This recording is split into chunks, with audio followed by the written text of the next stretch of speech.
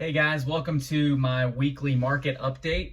So this one's going to be just a little bit longer than the last few. I've been trying to do these like quick and simple 60-second market updates, but I have some new information that Keller Williams has provided to us, and I wanted to share some of that with you. So if you can hang on for just 2 or 3 minutes instead of 1 minute today, I'll try to get through as quick as possible. One of the things, what I always look at, like I said before, I always look at the pending listings week to week. And as I'm looking at that today, this is for the entire MLS. We've actually had a bit of a spike in pending and under contract in the last couple of weeks. So we're up at like 1,900 for the entire MLS. The entire Georgia MLS, 1,900 under contract in the last week. Whereas if you look at 2 weeks ago, there was a 2-week period there where it was about 1,500 for the entire MLS. So we're up a little bit there.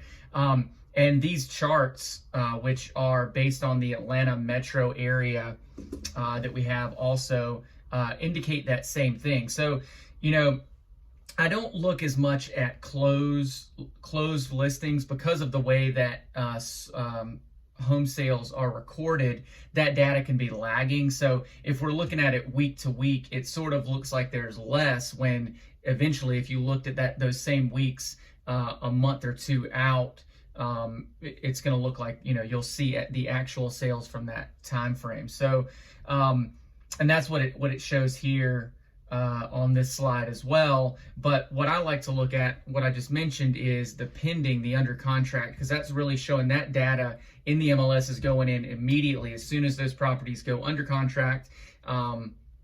Normally the agents are recording them as under contract and binding. So if we look at the under contracts, obviously there's two lines. We've got the 2019 and we've got the 2020. We're obviously behind on the numbers from 2019, but what you'll see on that red line is that we're starting to come back up a little bit. Now, it could dip back down, but I think that's a good sign. And I'll talk about that in just a minute too, and why I think that's happening. And then the other thing is new listings. So the new listings have stayed pretty consistent, which is good as well. We're still getting homes on the market, but what we're not seeing right now is like a spike in inventory. So that's good. So inventory is staying consistent. And then the other thing that I wanted to show you guys was the holds. So the hold listings, which these numbers are much higher than they would be obviously in any other market, and that's because people immediately were thought, we need to take our houses off the market, it's not going to sell right now, or we don't want anyone in our house, so let's take it off the market. Those numbers spiked at the beginning of April, and now they're starting to come back down, and so we're seeing more of those houses come on the market. Once again, not all at the same time, but people are getting more comfortable listing their houses. So that's what I wanted to say about that is, it seems to me what's happening with more pendings